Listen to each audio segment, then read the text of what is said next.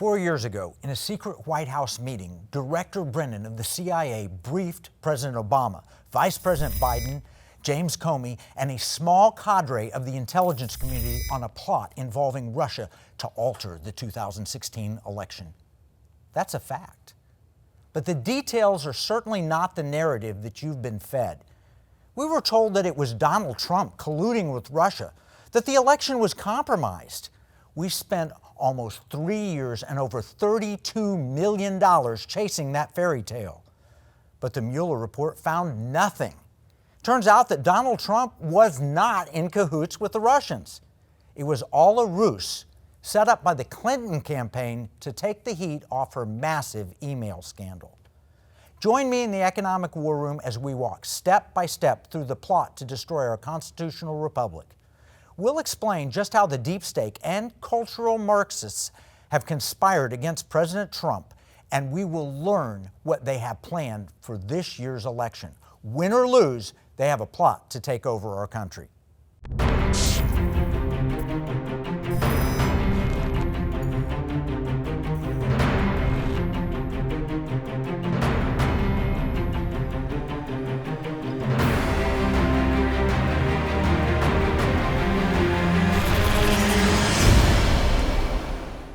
Here's what we now know. The Obama and Biden administration has weaponized the intelligence community against a legitimate presidential candidate and later set in motion a plan to take down a duly elected president. Those are now indisputable facts documented by the very ones who perpetrated the crime and now released for the public to see if anyone will notice. What happened?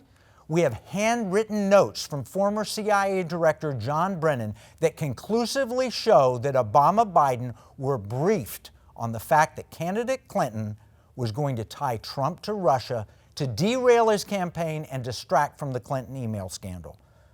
So what did Obama-Biden do? They doubled down, illegally throwing the full weight of government in for Clinton. Unfortunately, this has been denied, obfuscated, and covered up by a complicit media. But our nation is at stake. This is way worse than Watergate. At any point, there should be a flood of declassified documents that will provide further in-depth detail on the crime of the century. Will you be allowed to see them? You will if you join us in the economic war room. You know, if these truths had implicated Trump, you would see nothing else from now until Election Day. Instead, we get political theater on whether or not someone wore a mask while attending an outside sporting event. And if you try and talk about this stuff, Twitter and Facebook will shadow ban you or ban you outright. By the way, did you hear that the State Department announced that they have found the 30,000 deleted emails from Hillary Clinton's home server? They were able to retrieve them despite the felonious activity taken to BleachBit the server and destroy copies. The cover-up and evidence destruction was initially deemed illegal by the FBI top lawyer and clearly was illegal for anyone who cared to follow the law. Instead of rooting out the truth at the time, however, the intelligence community was plotting against candidate Donald Trump. Now, I've witnessed the politicization of the intelligence community for at least a dozen years. It's gotten so bad that our nation's future is now at stake. When you have the FBI and the CIA in the tank for one political party, there can be little hope for America. It gets worse when foreign powers seemingly control that political party. So as a summary, we now have rock-solid evidence that, 1, Hillary Clinton illegally used a home server for classified government communications. That would be go-to-jail time for any normal American. 2, Hillary Clinton's team illegally covered up and destroyed the evidence and obstructed justice. Never forget the totally inappropriately and likely illegal Bill Clinton meeting with Obama Attorney General Lynch on the tarmac.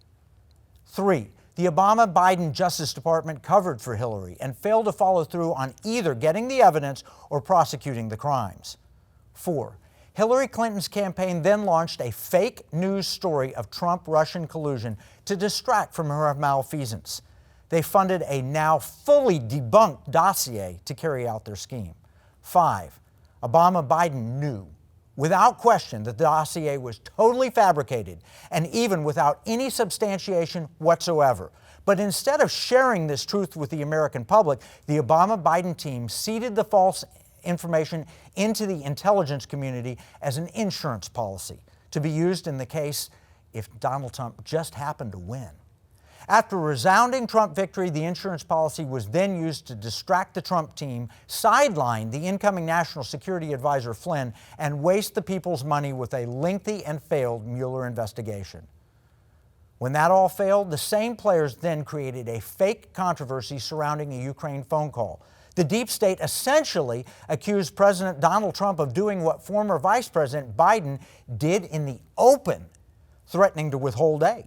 And even he bragged about it. Biden was covering up his son's corruption at Burisma by demanding the firing of a Ukraine prosecutor who was investigating Burisma. Take a look at this video where Biden brags about getting the prosecutor fired. Said, we're not going to give you the $1 billion. They said, you have no authority. You're not the president. The president said. I said, call him. I said, I'm telling you, you're not getting the $1 billion.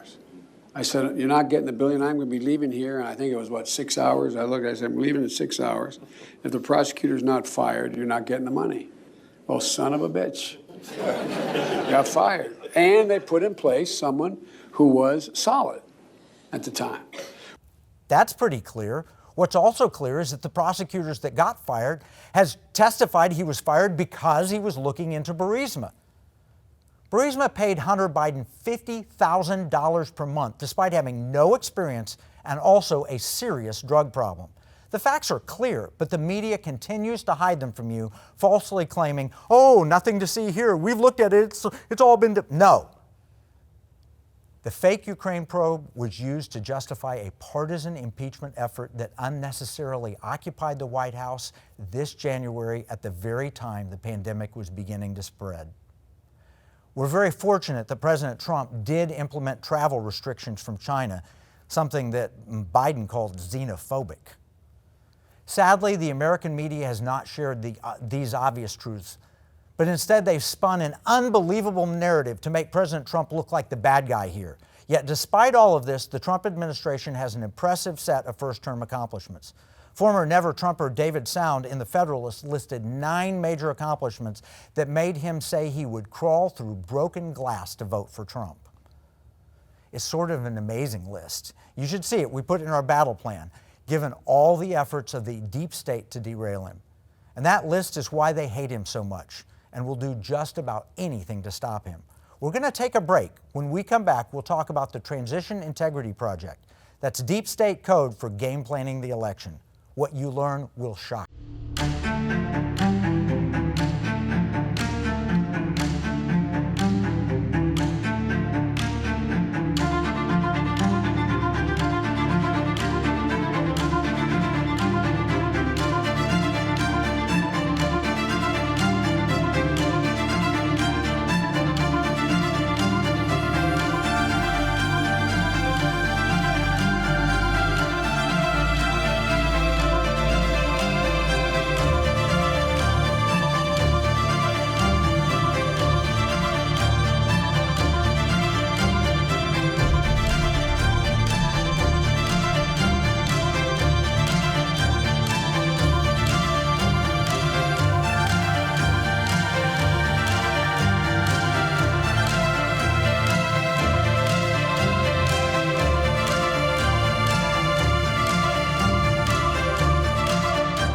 The people who brought you the Russian collusion hoax and the phony impeachment scandal have developed a contingency plan for any and every outcome of the November election.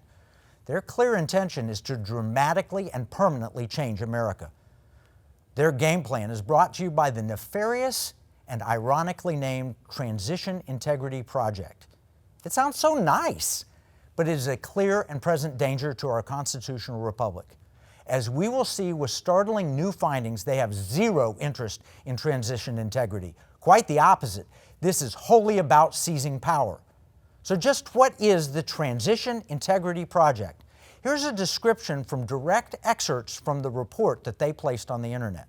They say, in June 2020, TIP organized 4 scenario exercises to identify risks to the rule of law or to the integrity of the democratic process in between Election Day and Inauguration Day. At this point, it seems possible that either candidate may achieve an electoral victory, but the goal of the scenario was to gain a better understanding of the tests of our democratic institutions. They go on and say 67 people participated as active players in one or more of the scenario exercises. While dozens more participated in the exercises as observers and offered feedback, participants included both major political parties, former high-ranking government officials, senior political campaigners, nationally prominent journalists and communication professionals, social movement leaders, experts on politics, national security, democratic reform, election law, and media. Hogwash. If you didn't know better, they make it sound like a plan to defend rather than subvert the Constitution. But if you look closely, it quickly becomes apparent that their goal is radical, anti-constitutional change, regardless of the election outcome. And don't take my word for it. Read the entire document. We will link to it in our economic battle plan, and you can download that free at economicwarroom.com. In fact, we'll give you all sorts of links so you can look and see what MSN says about it, what CNN says, what Fox says. They all acknowledge that this project is not only real, but in some cases it's revered. This report is so unbelievable, and yet very few in America know that it exists. Even fewer understand the earth-shaking implications. This truth must get out before it's too late.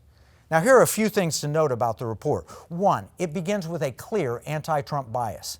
It's no way bipartisan. While blaming Trump for all sorts of things, it completely ignores the full-on, well-documented, worse-than-Watergate coup attempt that was perpetrated against him. So here's their explanation for why they did the project. The project was launched in late 2019 out of concern that the Trump administration may seek to manipulate, ignore, undermine, or disrupt the 2020 presidential election and transition process. Those assumptions are as biased as you can get. They never question Biden's motives, just always blaming Trump. They go on and say the people involved are uniformly anti-Trumpers. They didn't say this. This is what Byron York says when he says few participants, John Podesta, Donna Brazile, Jennifer Granholm, Bill Kristol, Max Boot, other anti-Trumpers. Yes, that John Podesta, the same spirit-cooking guy that was released in WikiLeaks. He plays a lead role in this. And they call it bipartisan, but the so-called Republicans are all avowed never-Trumpers, and they're Biden supporters. This is the very same tactic that they're using with the so-called bipartisan debate commission. There's not a Trump supporter among them. President Trump continues to have massive Republican support. A Gallup survey in September said 94% of Republicans approve of his job performance. So it's not like they couldn't find a pro-Trump Republican to include. They just didn't. And they list 4 scenarios. They talk about things that they can war game and walk through. And they're all a clear setup to delegitimize any Trump victory. So Appendix C shows Game 1, ambiguous result. Game 2, clear Biden victory. Game 3, clear Trump win. Game 4, narrow Biden win. In all 4 scenarios, the project lays out a path to remake America. For example, here's what they suggest should happen in the case of a clear Trump win. They say the gameplay ended in a constitutional crisis with threats of secession and the potential for either a decline into authoritarianism, which means pro-Trump, that's what they're saying, or a radically revamped set of democratic rules that ensure the popular will prevail, something they think is good, by abolishing the Electoral College, making D.C. and Puerto Rico states, and other changes. Even the clear Trump victory is shown as an Electoral College win, but still losing the popular vote. They give no consideration of a Trump polling popular victory. While that fits the media narrative and most polling, it doesn't match intelligent analysis of the situation unless you assume there's going to be serious election fraud. Despite the polls, Trump has the momentum and the enthusiasm, and all that really matters according to the Constitution is the Electoral College. Still, Hillary told Joe Biden, don't concede under any circumstances. Yeah, this is a big organizational challenge, but at least we know more about what they're going to do. And, Joe Biden should not concede under any circumstances because I think this is going to drag out. And eventually, I do believe he will win if we don't give an inch. Not under any circumstances? Not even if Trump clearly wins the Electoral College? By the way, Did you know that there was a plan cooked up in the White House after Trump won in 2016 to not let him become president? This is shocking but true according to our source. We'll put a link to that in the economic battle plan. So when you put it all together, they're the ones that don't want to have a good transition, and yet they blame President Trump. But let's get back to this year and what the project says will happen in the case of a clear Trump Electoral College win. Let me read from the report. It says the most consequential action of the first term was the Biden campaign's retraction of its election night concession. The campaign began the game by encouraging 3 states with Democratic governors to ask for recounts. As the game developed, governors in 2 of the 3 states decided to override their state legislature and send a separate slate of electors. At the end of the first term, the country was in the midst of a full-blown constitutional crisis characterized by political chaos, widespread threats of violence, sporadic actual violence, and a hostile, dangerous, highly partisan, and frequently unconstrained media environment. And that's what they say will happen with a clear Trump win. The Biden campaign encouraged Western states, particularly California, but also Oregon and Washington, known as Cascadia together, to secede from the Union. Secede from the Union unless congressional Republicans agreed to a set of structural reforms, which are give statehood to Washington, D.C., give statehood to Puerto Rico, divide California into 5 states to more accurately represent its population, require the Supreme Court justices to retire at age 70, and to eliminate the Electoral College. One of the most consequential moves was that the Biden team on January 6 provoked a breakdown in the joint session of Congress by getting the House of Representatives, Democrat-controlled, to agree to award the presidency to Biden. Look what they're doing. They're talking about causing a constitutional crisis if Trump clearly wins in the Electoral College. This is unbelievable. The Constitution is clear that the winner in the Electoral College is the president, but they want to overturn that. That sounds like a plot for treason. There's no other way to look at it. You should read the document for yourself so you see I'm not making any of this up. And if you think their plans are bad with a clear Trump win, they're much worse with a Biden win. We'll discuss that and more after the next break.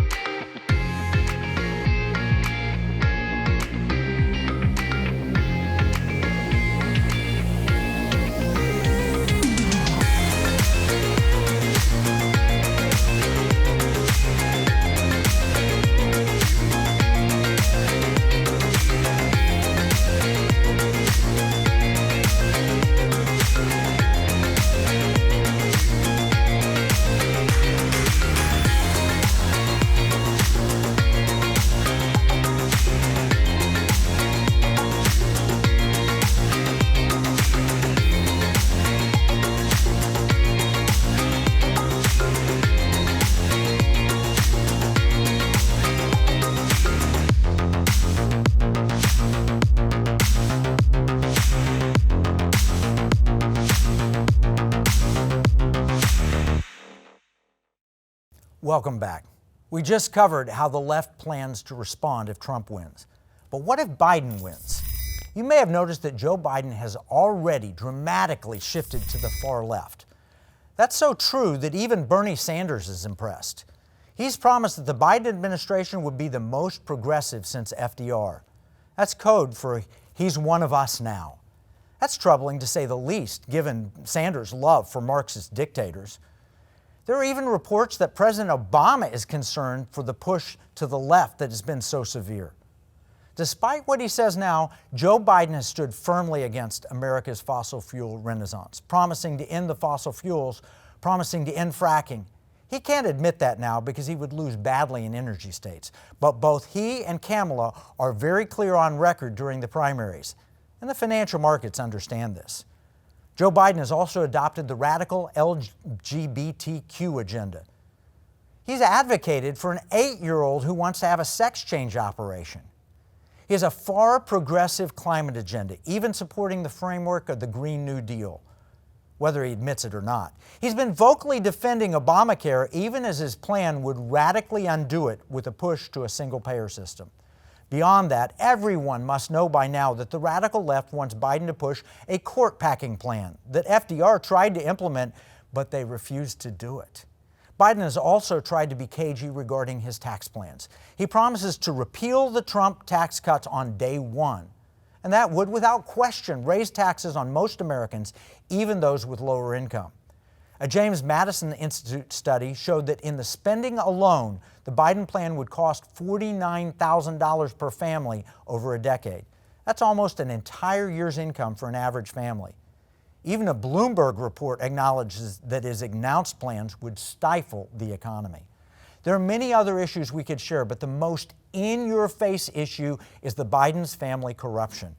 This story gets worse by the hour, and the White House is obviously trying to get the story out, but others are trying to cover it up. It's obvious that Hunter Biden was selling access to his father in the White House to groups, sketchy groups in the Ukraine, China, and Russia. The story seems to have been corroborated by an abandoned laptop and also a former business partner. While Joe Biden denies knowing anything about Hunter's business dealings, he did take him on Air Force Two to China on a business trip. And shortly after, he got $1.5 billion investment from the Chinese. And there are emails, and they appear to indicate that these deals would not have happened without Joe Biden's involvement. And that does seem to be a reasonable notion. Hunter Biden was forced out of the Navy for drug abuse, and he's had ongoing challenges in this area, according to police reports. It's hard to imagine that the wife of Moscow's mayor would give him $3.5 million outside of his connection to his father. We also know that Joe Biden is a totalitarian when it comes to enforcing dubious health mandates. He's mentioned mandatory national lockdowns, something even the World Health Organization says now is a bad idea. And leading scientists agree. He's also called for a national mask mandate. In a public health crisis, he feels it acceptable to suspend the Constitution. Don't forget that racism has been called a public health crisis. What other unconstitutional things is he willing to do? Likewise, climate change has been called a public health crisis. Is that a reason to tear up the Constitution? Maybe he thinks so. Then, of course, there's a plan to defeat conservative America once and for all with tricks like creating new states out of Puerto Rico and the District of Columbia, eliminating the Electoral College, opening the borders with amnesty and quick citizenship. That would guarantee a permanent Democrat popular majority. Estimates suggest that the Biden-Harris plan would add 52 million new immigrants. We also know and have covered in this show that Joe Biden has pledged to end shareholder capitalism. He wants, when you invest in something, he wants your investment to serve everybody in society without regard to whether or not it gets you a good return. Finally, we now know that Biden is remarkably comfortable with social media censorship as long as it benefits him. He loved that Facebook and Twitter banned any discussion of Hunter's corruption. That has ominous implications. When you add it all up, no wonder Bernie Sanders says Joe Biden would be the most progressive president in history. But even this may not be radical enough.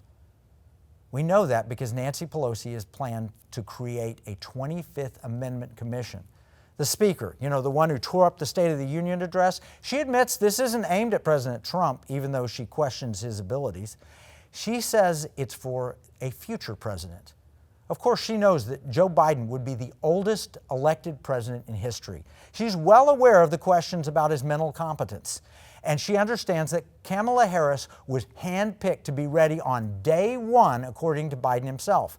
In fact, both Joe and Kamala have recently slipped, calling this a Harris-Biden administration. This is the progressives' insurance policy. If Biden doesn't move fast enough for a complete takedown of our government, they'll move him out and put her in. And anyone paying attention knows that. How about the radical media that has pretended that all the protests were peaceful and not riots? They want to see something akin to the French Revolution. Perhaps that's why they keep bringing up guillotines. And they're serious. Listen to this rant from Keith Olbermann. Watch the video where he demands that conservatives be arrested and removed from society. Trump can be and must be expunged. The hate he has triggered, the Pandora's box he has opened, they will not be so easily destroyed. So, let us brace ourselves. The task is twofold. The terrorist Trump must be defeated, must be destroyed, must be devoured at the ballot box. And then he and his enablers and his supporters and his collaborators and the Mike Lees and the William Barrs and the Sean Hannitys and the Mike Pences and the Rudy Giulianis and the Kyle Rittenhouses and the Amy Coney Barretts must be prosecuted and convicted and removed from our society while we try to rebuild it and to rebuild the world Trump has nearly destroyed by turning it over to a virus. Remember it, even as we dream of a return to reality and safety and the country for which our forefathers died, that the fight is not just to win an election, but to win it by enough to chase, at least for a moment, Trump and the maggots off the stage, and then try to clean up what they left. Remember it, even though to remember it means remembering that the fight does not end November 3rd, but in many ways will only begin that day. That is shocking, but it represents a good number of the Biden supporters. So here are your 5 assignments. 1, get educated. Don't swallow the media Kool-Aid. Research this for yourself by downloading our free economic battle plan at economicwarroom.com. 2, communicate. Spread this truth as widely as possible. 3, encourage others. It's okay to support President Trump. It's not only okay, it's imperative. 4, vote. Encourage others to vote and volunteer to watch the polls. And 5, fast and pray. Get right with God. If God's for us, who can be against us? We wrestle not against flesh and blood, but against principalities and darkness, powers, and rulers of this present darkness. And per Jesus himself, sometimes this requires fasting and prayer. So we need to fast and pray. I know it doesn't look good, but we'll get through this if we each do our part. And if you're worried about your investments, make sure your financial advisor is on top of all of this. Get him nominated for our investment advisor training at economicwarroom.com/advisor. Remember, what we see as a marketplace, our enemies view as a battle space. This is Kevin Freeman from the Economic War Room.